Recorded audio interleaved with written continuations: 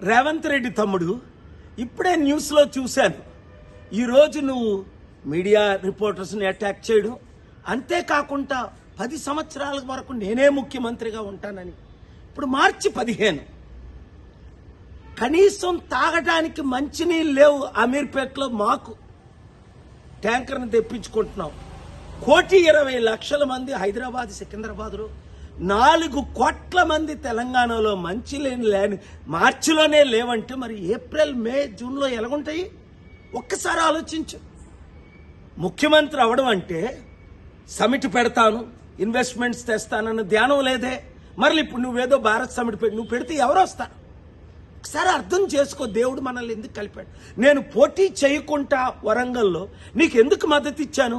రాష్ట్రాన్ని బాగు చేయడానికి, అప్పులు తీర్చడానికి, అభివృద్ధి చేయడానికి, మంచి చేయడానికి. మరి నువ్వేం చేస్తున్నావు? బీజేపీ వాళ్ళని గెలిపిస్తున్నావు.